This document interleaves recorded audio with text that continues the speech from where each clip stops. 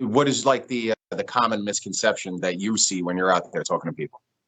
The biggest misconception is that it's easy. Like you right, man, I wish I had a job like y'all. Like, you just show up and start working. Like, bro, it's that. Me too. I wish I had that job, because it ain't that. It isn't. You know what the problem is for the most part? It's not really the trade or the job. I think that it's really about people's misconceptions about things in general. Everybody thinks that everything's black and white. Yes. And the world right now is missing that level of nuance. So you'll take the technician, doesn't matter what trade that they're in, and everybody thinks that the grass is always greener on the other side. So the guy out in the field digging a hole and laying things out in 95-degree weather, which is what they're doing right now, in Florida, linesmen in Texas, they think that, oh boy, it would be just so great if I could go into the office.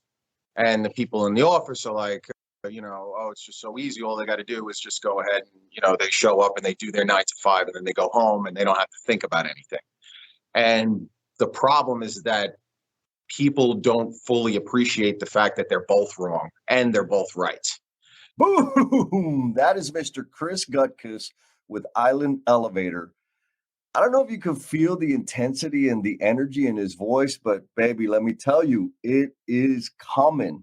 In this conversation, we talk about the value of adopting technology as a skill set in the trades, right? Because like nowadays, you just can't get away from the darn thing. We also go over our perspective on what to consider in choosing a career in the trades. He had some phenomenal advice, and I think my advice was pretty darn phenomenal also. This entire conversation between Chris and I felt like two old friends catching up again. We talked about sobriety. We talked about leadership. We talked about empathy. We talked about our big, gigantic missteps. I'm going to give you a heads up right now. You probably need to grab you a pen and paper and take some notes, because Chris drops a ton of resources and fantastic ideas for self-development and building your self-awareness. And we also always got to shout out to our patrons, especially when we have a brand new one. So shout out to Mr. Anson Green for signing up. Anson Green has supported me personally in my professional career. A few years back, I served on a committee with the Texas Workforce, and he's still out there doing amazing things around workforce development and adult education, making waves, big waves. Mr. Anson Green, I appreciate you. And the rest of the patrons too. You got another baller, a baller part of the group, baby. Watch out. And speaking of ballers, we got to give a shout out to Davis and Walker from the Lane Foundations podcast. These guys are cooking up something pretty darn amazing. It's called the Next Gen Builders Summit. We're going to be hanging out at Clemson University in September 9th, I think it is. I might be getting it wrong. We got a panel of speakers that are going to be talking to the next generation of the construction industry, and it ain't the first stop. So keep an eye out for all the details on all the socials. We're going to do it right. And lastly, I can't help but give y'all an update about the book. Lean in Love, 5S Love Letters has officially become an international sensation. Well, I don't know if it's a sensation, but we have crossed beyond the borders of the United States, and there are purchases outside of the United States, which is super exciting. And so what that means is Jennifer Lacey is now an international author and illustrator. I'm just an international author. I'm checking the stats out there to see if tagging counts as illustrating, because if it does, I may be able to justify that with some documentation. Anyhow, I'm going to stop flapping my gums, and here you go, Mr. Chris Gutkes. It's kind of coloring all of the conversations, whether it comes to politics or religion or what you do for a job or what you perceive success is when we're trying to drive ourselves into the future. And we're all just trying to take care of our family. Yep. And some of us learn differently, neurotypical versus aneurotypical. And when we're talking about some people are better in front of computers and numbers, and some people that's what the biggest problem for business owners these days is putting the right Yep. people on the bus and then putting the people on the bus in the right seat. Yes. So what you perceive is an easy kind of job or whatever it is that your whacked out misconception is it may end up being very difficult to you. And what I perceive may end up being very difficult to me. So I think that what we're talking about is that, or at least how I try to talk to people, is that I understand when, our primitive brain functions, it's easier to see things in black and white. It's a yes or it's a no. It's a danger or it's a safe place. But the real world works in gray. And the person that's out there digging those holes has certain aspects of their job that are so much more beneficial, so much more satisfying, to be able to go home, sweat, to be able to turn back and say, I built that, I dug that, I was part of that. Those are huge pieces of our identifying our own self-worth. Yes.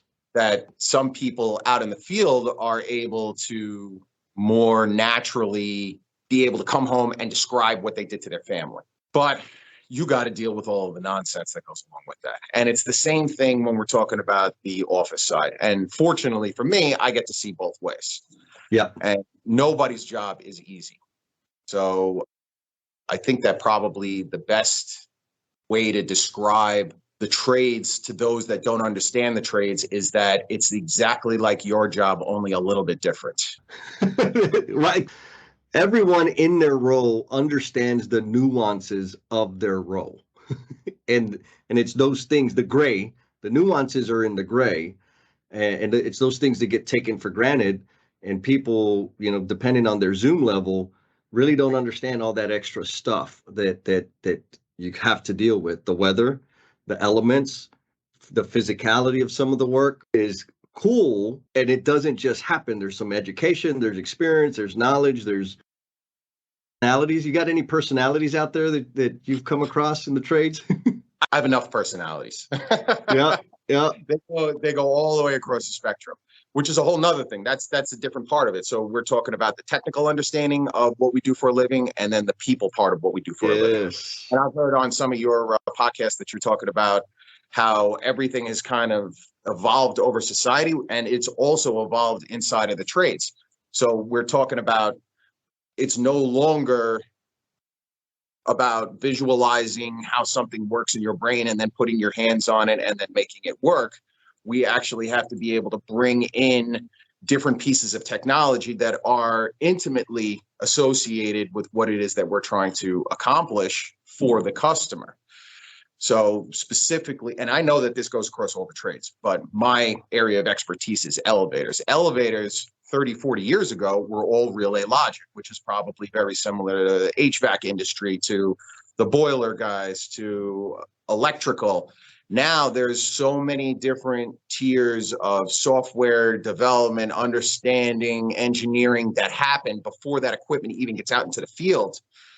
For you to be complacent, for you to be kind of cavalier about what type of development was done before you touch that, and for you not to be curious enough to be able to dig down into it and really get your hands on that and try to understand what happened before it got to you, you're going to be left in the dust when it comes time for you to be able to fix that piece of equipment 3, 4, 5 years down the road.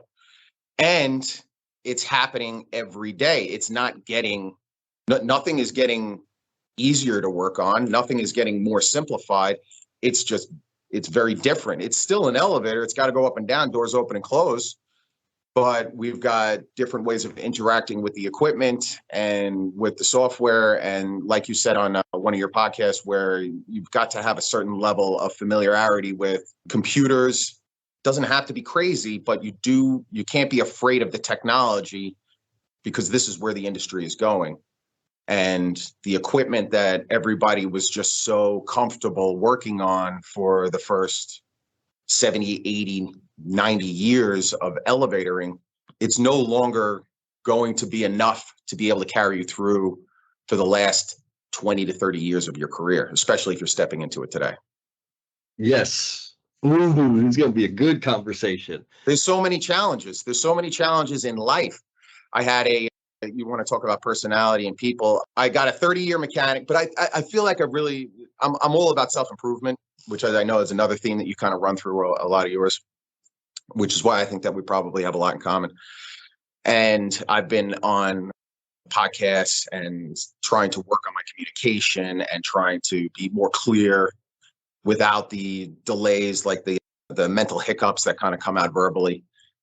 But the 30-year mechanic that I'm referencing, he came in, and this guy could touch and work on equipment, manage people, lead them in the right direction, perform field training, but he didn't know how to attach a document to an email. That's going to have to be a standard set of skills and operating procedures going forward. Is that email is no longer just for the office, it's for everybody.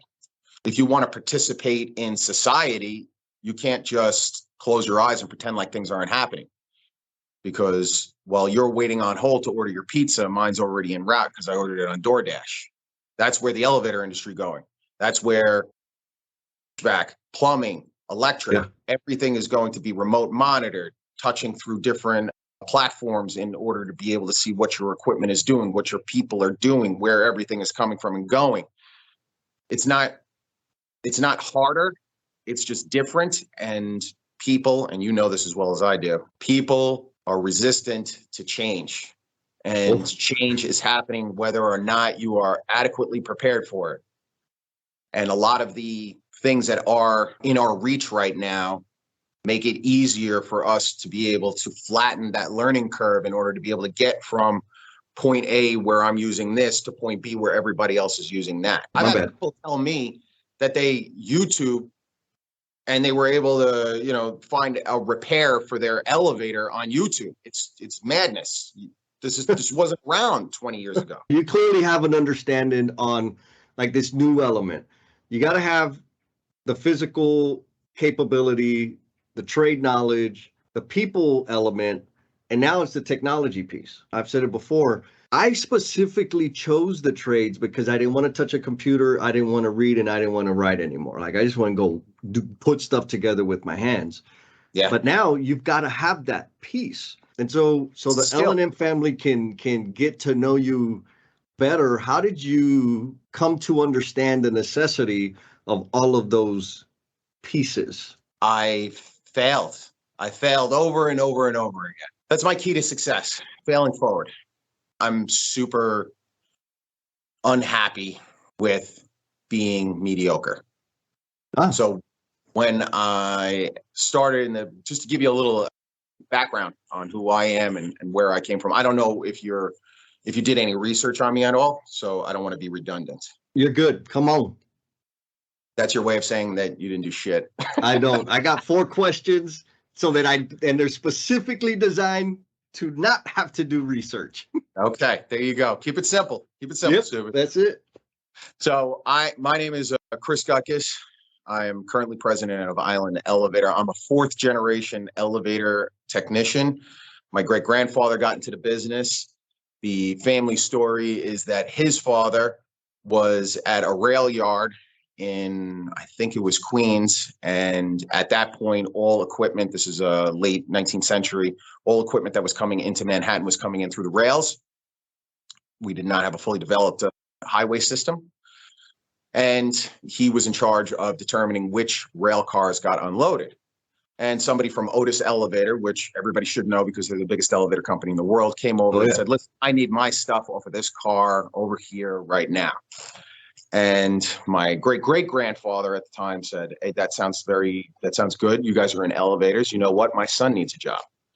And the gentleman for Otis said, I don't know what to tell you. You're going to have to talk to the office. And my great-great-grandfather said, I don't know what to tell you. Doesn't look like your stuff's coming off that rail car anytime soon.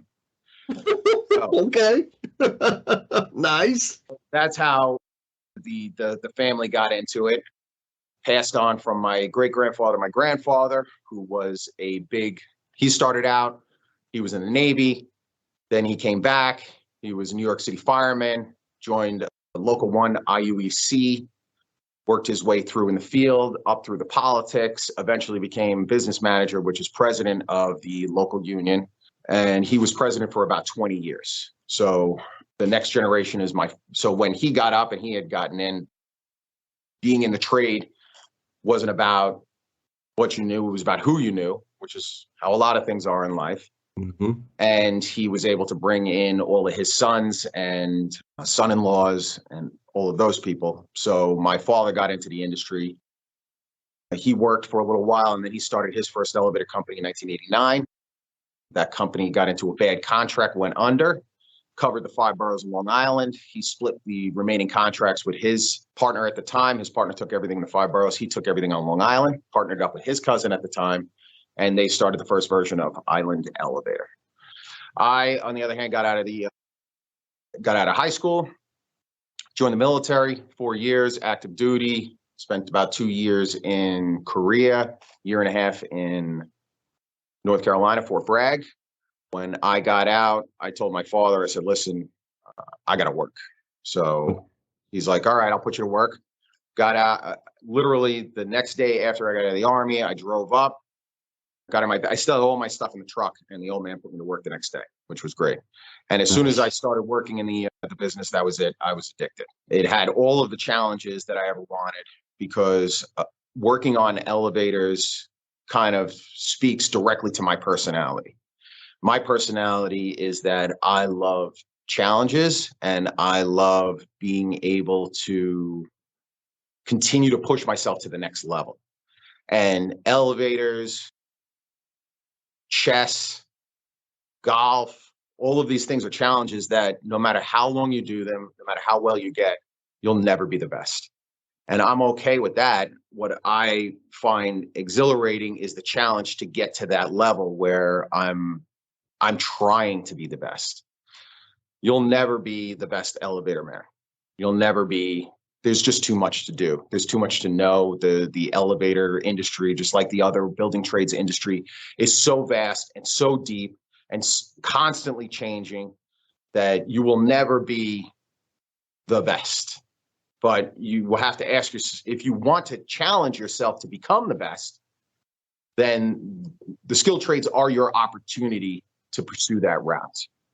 Because just like what my grandfather always told me is, when I was getting into the business, he said, there's so much to know in this trade that by the time you know all of it, you're too old to do it. That's for real. That's real talk. Yep. That's it. So you may think that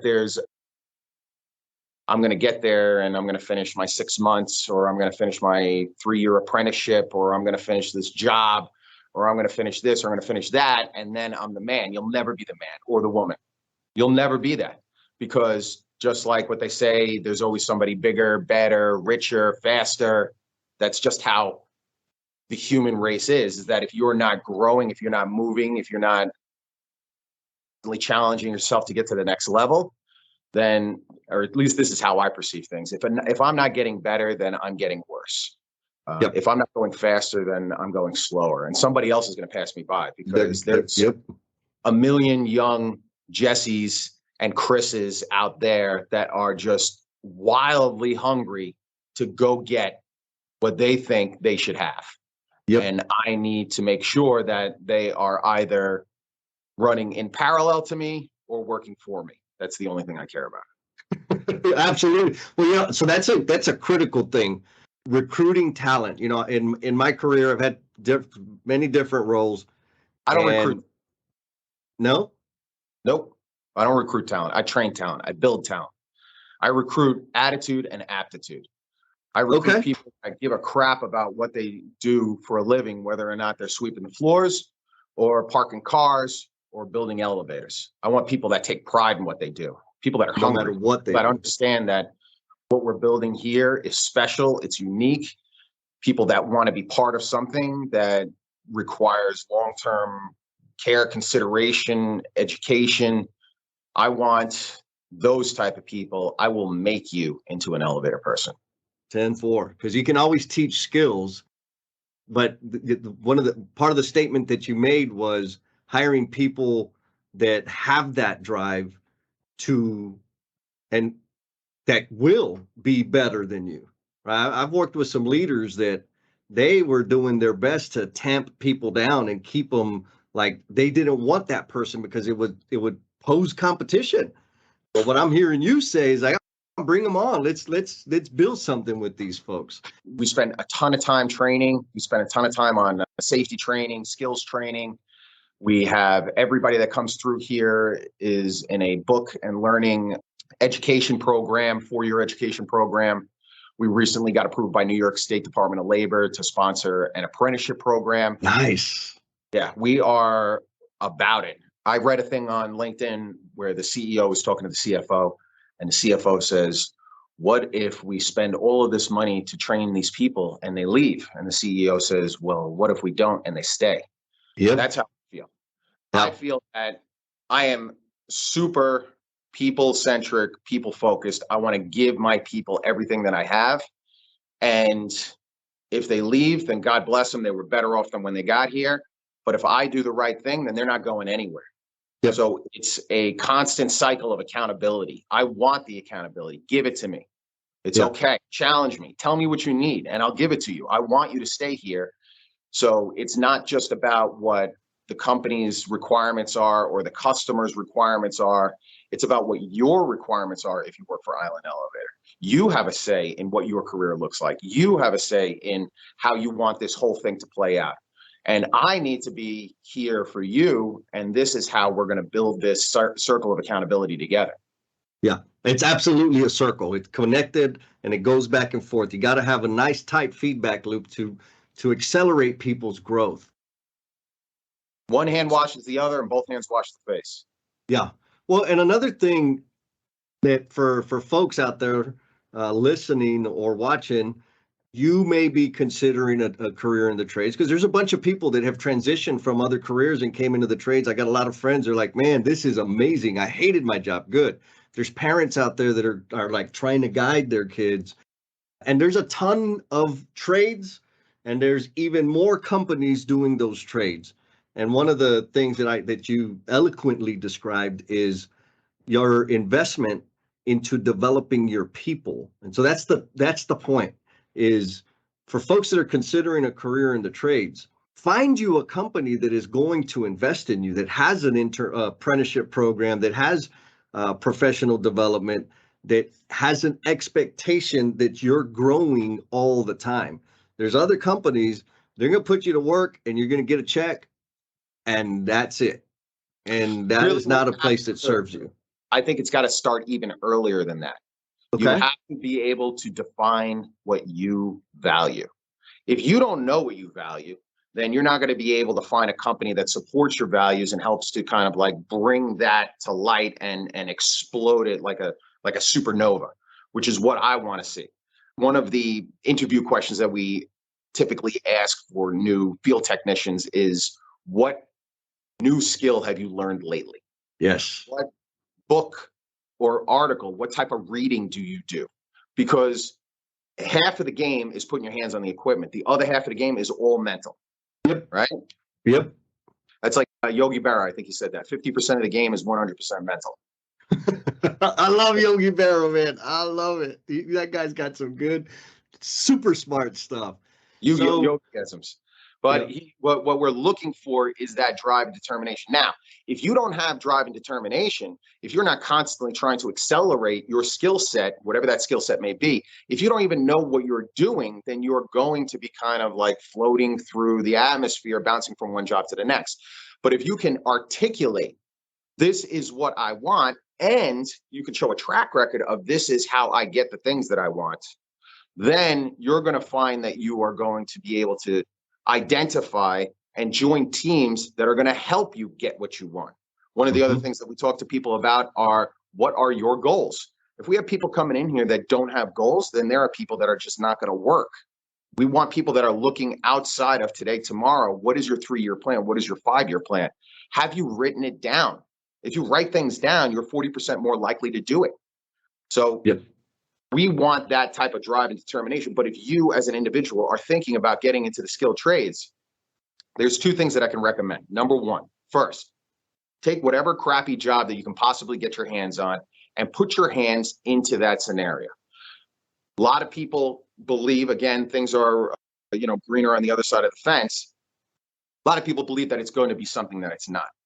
But if you can take a really crappy job and feel good about putting your hands on that, then it's ingrained in you. It's in your DNA. Now we just need to be able to bring out that light and fully develop your talents. If you touch it and it feels unnatural and you're just not going to be where you want to be, then that is a good indicator to you that maybe this just isn't the career for you, which is fine. Listen, there's tons of opportunities out there right now. And you need to be able to put your hands on that. Then you need to be able to say, okay, this is for me. Now, where do I want to be? I've done the bad job. I've dug the holes. I've worked for the sprinkler company. I did landscaping for a little while. I love being out in the sun. I love being able to build something, step back and say, I see that. I put that there. That's a beautiful thing. That's a beautiful thing to bring home to yourself and to your family.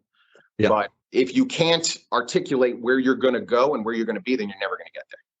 Yeah, you got to have direction. We all got to have direction. So the elevator is a family business. You were in the Army for 4 years. Yes. Prior to that, can you go back into young Chris's mind and think of what were your earliest career aspirations? It was anything but elevators. Really? Tell me more, because I think we share that in common. I grew up in an elevator family. So every barbecue, all of the uncles, and they're sitting around and they're talking about jobs and they're doing this, that, and the third. And I'm like, I always viewed myself as a little bit of like an outlier. So I wanted to do something else. I thought of myself as somebody a little bit more cerebral. Again, misconceptions about what goes on actually out in the field. Yes. So I wanted to find a career opportunity that was maybe a little bit more challenging. I saw myself as 1,000 other things but an elevator person. But as I kind of marched my way through school, what I found is that I did not have the type of discipline at the time, especially in high school, that is required in order for you to become successful academically. So that's when I ended up going to the military. The military taught me a lot of discipline. And then when I came out, I worked for a little bit for my father. And then from there, I went to my grandfather got me into the union, and I ended up working for a large multinational elevator company called ThyssenKrupp. And I worked for them for about 3.5 years. And then the first day on the job, at that point, I already knew that I wanted to work in it. But the first day on the job, I told myself, and this is just my approach as I was going through things, other people were happy being apprentices. I told myself when I went to work every day that I am not an apprentice. I am a mechanic in training. So everything that I need to do to become a mechanic, I'm going to go through it. I'm going to complete the schooling. I'm going to pass my mechanics exam. I'm only going to do it once. And then I'm going to be doing this on my own with a helper. So I did that for about 3.5 years. And my father broke up with his partner. He hired me on. I came on in 2005. We started with 85 units in a windowless office in Long Island.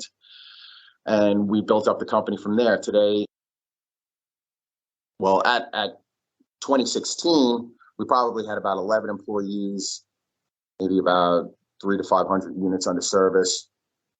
And then my father died suddenly in March. And at that point, I became shotgun president.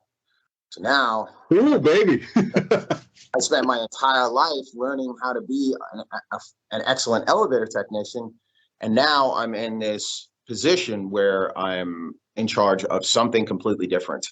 And the skill sets are completely different. And all of my learning and education had to basically start over from scratch, from being able to understand financial statements to organizing operations, processes, development, managing people, being a leader, accepting the fact that I am a leader was really hard for a while. Ooh. And working on those skills that are necessary in order to help everybody be successful, not just myself be successful, because there was a lot of me-centric up until that point.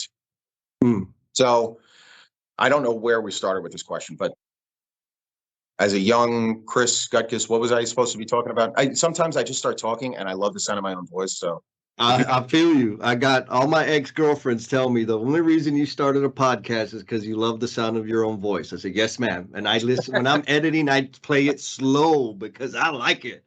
Now, the question was, I think you answered it, was what were your earliest career aspirations? Yeah, so those are my earliest career aspirations were to be the best elevator technician. Early, and then once I got into the business, I just specifically said I want to be a mechanic, and I don't even want to be a good mechanic. I want to be the best. So the best. Again, challenging myself to get to a point that I cannot get to, but that process, that journey through there, I ended up finding myself at a very high level.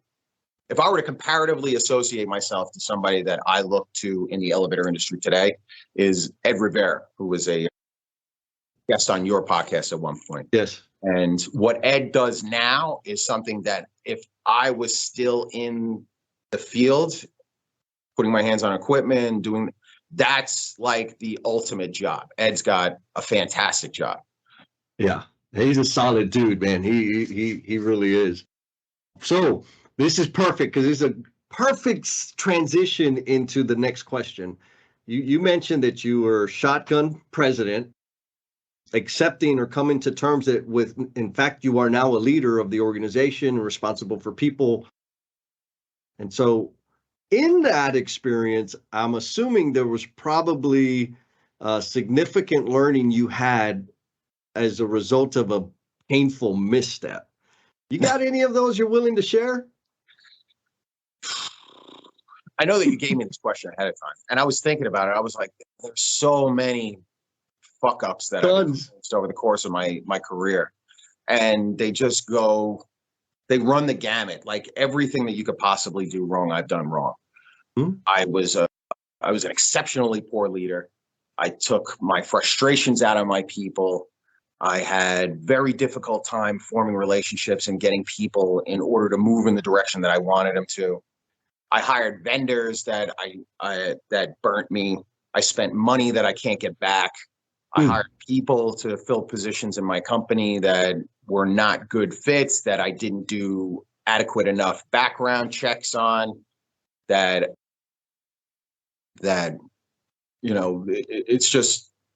it's countless. I can't even think of just one thing that I've screwed up really, really bad, bad that I can just like bring to the surface. So I think that I don't know. I don't know. May I pick one thing because I've screwed up so many times. Yep. It's unbelievable.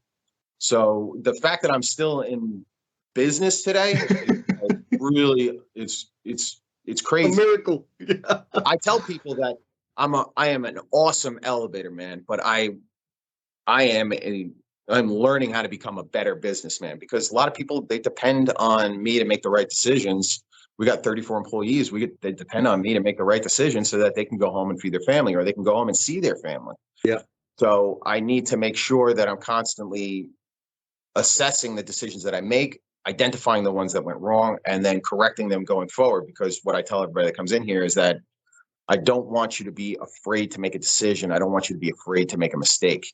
The only difference between the mistakes that you make and the mistakes that I make are the ones that when I make them, it costs the company a lot more money. A lot of money. Yep.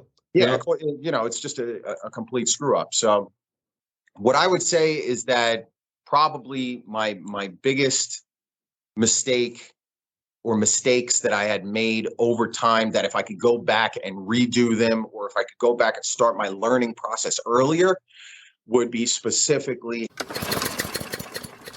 Oh, yeah. I got to interrupt the flow just a little bit. Can you hear that music in the background? A little groovy music.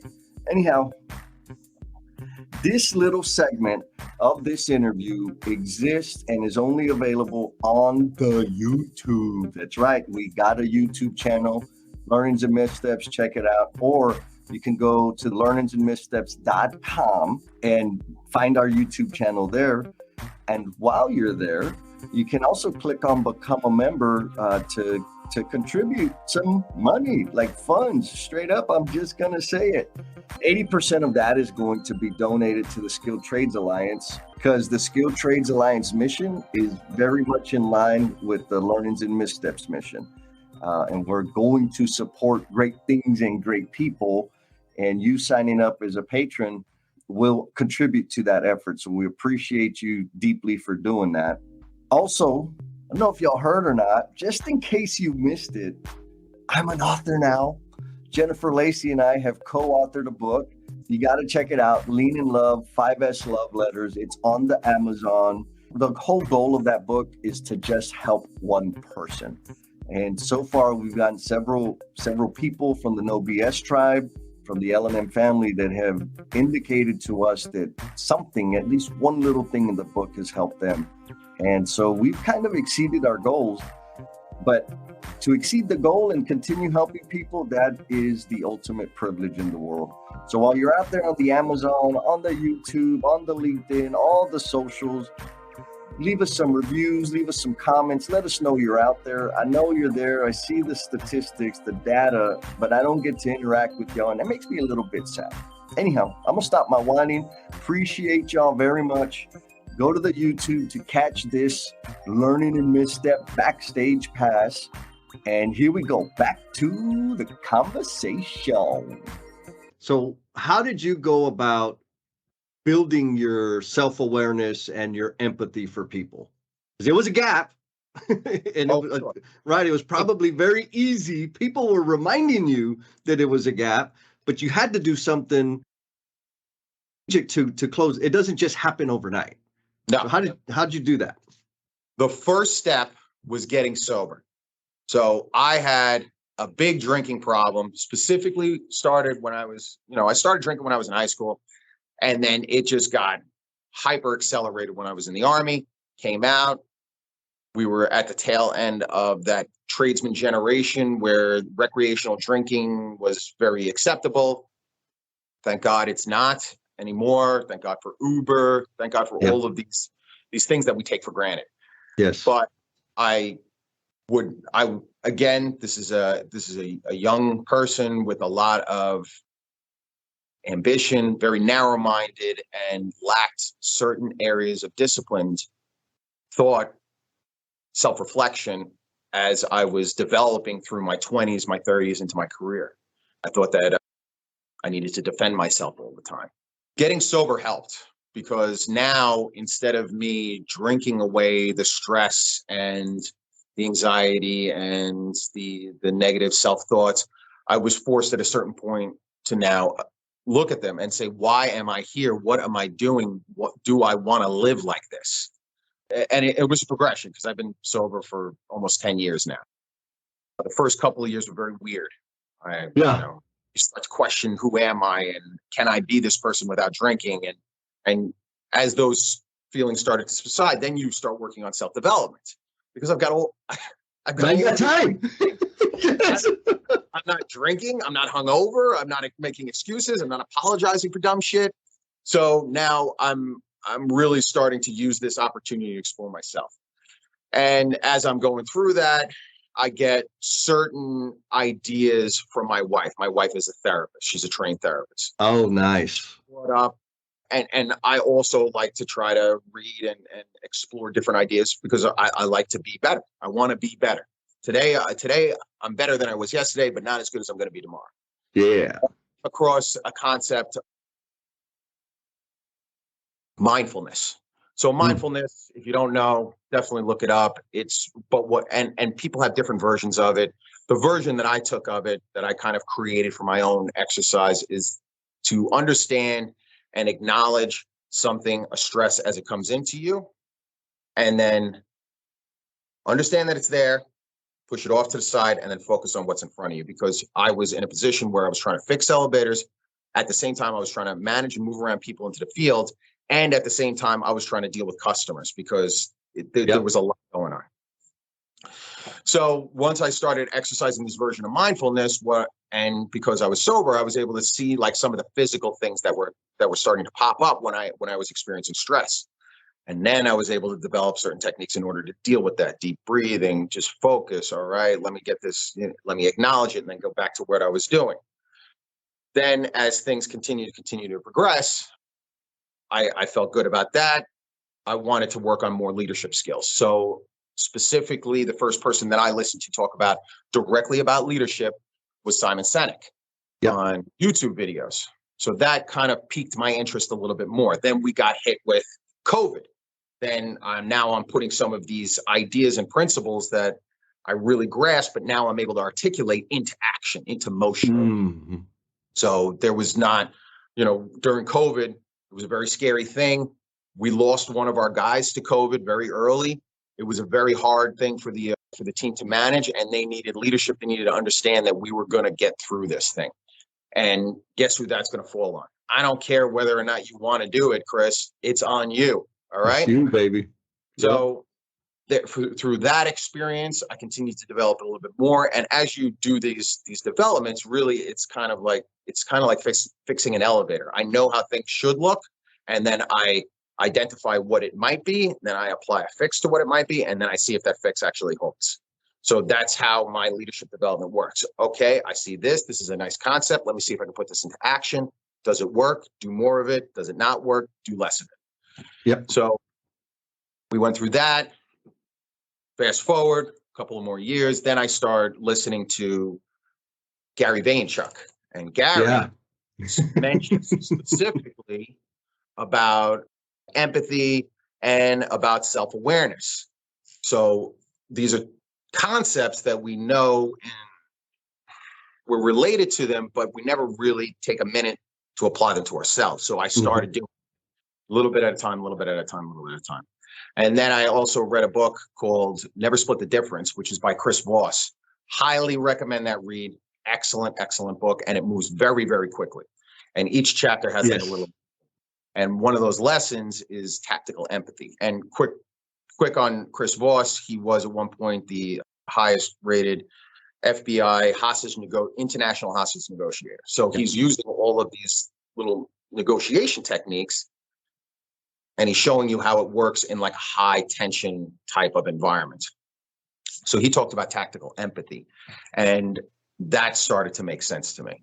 So I started to use more and more empathy in how I was dealing with things. So how I see myself in my own life is like not really a construction worker, but more like a chef. So I take a little bit from here and a little bit from there, a little bit from there, and then I mix it all up, and then that's Chris. So maybe I need a little bit more empathy. Maybe I need a little bit more self-awareness. And as I go ahead and start to exercise these newfound skills into the world, I'm finding really amazing results. And not just at work. I'm talking about at home. I'm talking about at the bank. I'm talking about anywhere that I go. I feel more confident and more in control of my life. First, congratulations on 10 years sobriety. I just broke 6 this month. No, last month, broke 6 years. It's the best. It's amazing. And you know, what's fun is you were like, the first 2 years are just really funky. Like, hell yeah, they're super funky. And then the time all of a sudden it's like, well, what do I do with myself now? So that's one. The second thing is the resources that you just dumped. Like, thank you. I know, L&M family, if you didn't catch it, rewind and listen, get your pen and paper and write down all those resources, because they are all absolute solid resources. Like, that's it. The third thing is, you mentioned earlier that going into business, it was about who you know. And I'm not sure who I heard say this. It may be Gary V. Somebody said, it's not about who you know, it's about who knows you. That and was the reason, what's that? Chris Do from the future. That's another somebody that you should definitely check out. I don't know if it was him or if he was quoting somebody else. Oh, I think it was, who is the guy that he follows? Seth Godin. Seth Godin says that networking is who you know, marketing is who knows you. Yes, yes. And me and you are watching the same fucking podcast. I bet at the same time, I bet we were doing it. Yes. And so, and here's the thing is, as you're describing your journey, right, your path of self-discovery, self-development, people know you all the time. They knew me when I sucked. They knew me when I was chewing them out, screaming, yelling, demanding, blaming the world, because if everybody would just listen to me, everything would be perfect. And when they knew that guy, they didn't want to be around that guy. But as we invest in ourselves and develop ourselves, to your story specifically, people want to remember you. And so that's the value in building the empathy and building the self-awareness and getting uncomfortable to really question, like, what the hell am I doing? And why am I being like this? I don't have to react to every single little thing that goes wrong. I can look at it and I can put it to the side, come back to it later, and continue focusing, treating people like I appreciate them. That's amazing, brother. Amazing. Thank you for that. The self-awareness is like a huge thing. It's super uncomfortable, but really just tap on two things. Number one is that people almost immediately said, I like sober Chris better than drunk Chris. And I thought, I was in my stupid screwed up brain, I thought people like drunk Chris better than sober Chris. So there was that. And then as far as the self-awareness is concerned, I asked myself, you got to start from a place where you're like, okay, I got to be really honest with myself. And that's what I kind of say is that, because I am like weirdly obnoxious, at times obnoxiously honest with other people. I don't really have that filter in my brain where it's like, maybe I shouldn't say that. So I asked myself the same tough questions that I ask other people. And I said, Chris, why are you so annoying to everybody else? Why are people so annoyed by you? Why do people get stressed around you? And by starting with those questions, by seeing what my impact on other people was, and then asking myself, why me as a leader? Why am I creating this energy? Because before that, I would just say, oh, that's their problem. That's their problem. Fuck them. That's their problem. But I went ahead and I started saying, maybe it's not their problem. Maybe I'm the problem. And when I did that, that's when I started to realize that it's not really the core person. It's not foundational Chris that's the problem. The problem with Chris was how I communicated to the world, how I brought the real, true, blue, genuine Chris to the world. Yeah. And that's the part that I needed to fix. And the more that I fix it, the more effective I am at showing people who I really am, and that I actually have something to say. And I can actually hold your attention for a few minutes while we go ahead and have this discussion, because I really want to tell you something. Yeah. I was thinking about success and failure. I play a role in every successful experience and every experience of failure.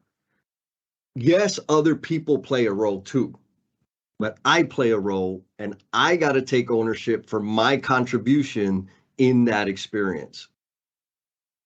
That makes me think about Jocko Willenick, who's another person that I listen to on a regular basis.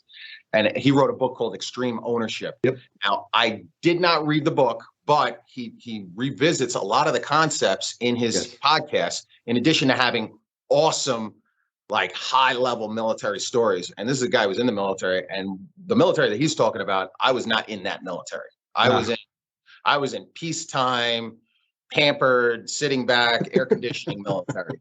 He was in the ship. And to hear the training and the focus and the values that they were instituting in building a team, that's the really, really valuable stuff. But he also talks about extreme ownership, and extreme ownership starts at the top. Am I part of the problem? So by putting all of those things together, all of these really great ideas, and it's not like they thought of the ideas, they just found a way to communicate the ideas, to articulate those ideas so cleanly, so concisely, that it resonated with me, and I was able to take it and move that forward in my own life. All right, so we're sliding into home with the closing question. What footprint do you intend to leave on the world? On the world? On the world, my man. I think being open and honest about what my limitations are will help me to be more effective. What Chris Doe and a lot of others in marketing and business development say is niche. Be more niche. Are you niche? You can be more niche.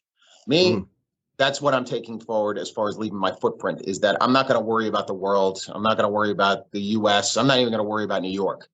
I want to be able to, everybody that I have engagement with, that I touch with, maybe they feel something. maybe they remember me. Maybe they, what was the statement? People don't remember what you said to them. They may remember how you made them feel. I want to make people feel good, and I want them to feel so good by having an interaction with me that they go out and make somebody else feel good. That's the only thing that I think that I can reasonably hope to accomplish. That's really probably my why, that and providing opportunity. I want to be able to provide people opportunity to do the things that they want to do and feel good about doing the things that they want to do. What I tell everybody here is that it doesn't matter what we do. We could be selling hot dogs. We'd still do it this way. Our principles, our core values are real. That's us. We carry that forward. Elevators are just a conduit for us to be able to deliver that to customers and employees and people. Amen, man. Amen. That's pretty damn profound, Chris. Any shout outs you want to give to family, friends, coworkers? I think the people that know I love them know that I love them, whether or not I tell them. I would like to give a shout out to the Learnings and Missteps tribe. I appreciate you spending some time listening to me. Now you know how my wife feels. And hopefully we can revisit this and do something fun again in the future. Absolutely, my man. Thank you, Chris. And for folks, LinkedIn, you and I connected over LinkedIn. Support Chris. Get out there, follow him. Don't harass him. Clearly, y'all know. You can harass him. It's fine. Okay, harass him a little bit. But clearly he's a leader, right? You have value. You value people. You understand that showing up and taking care of people is appropriate. And that's the kind of people we like to roll with. It's necessary. Absolutely. It's necessary. You can't be successful without it. My favorite part is when he called me out on not doing research on him. That's the first time that's happened, and it was brilliant. I hope y'all got a kick out of that. And now it's time for the L&M family member shout out. This shout out is for Miss Melissa Izzy, the creator, owner, genius behind Hopeful Simplicity. If you're interested in organizational cheat codes like at the house and figuring out what your organization style is and how to bring every member of the household to be a part of the organizing, look her up on Hopeful Simplicity. You'll find her on the Insta. She's amazing people. And she drops this review on Amazon where she bought the book. Of course, she gets a little extra favor for getting the book. And this is what Melissa says. She says, much appreciated how this breaks down communication on and off the job site. Applying the 5S concept into our day-to-day conversations to build healthier relationships can be a heavy concept, but the stories and playful workbook feel shifts the heavy to relatable. A quick read for an ever-growing mind. Thanks, Jesus and Jennifer. No, thank you, Melissa. And thank the rest of the L&M family out there that y'all, I'm walking down a path that I could never have imagined. And it's because of y'all's support. Please keep serving it up, baby. I appreciate it. Be cool. Later.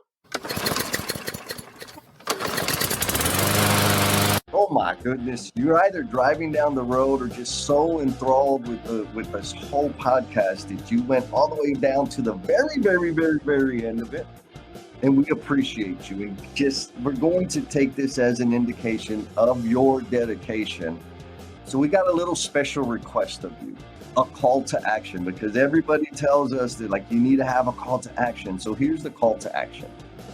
Be kind to yourself. Go out there and share a smile with someone. Peace.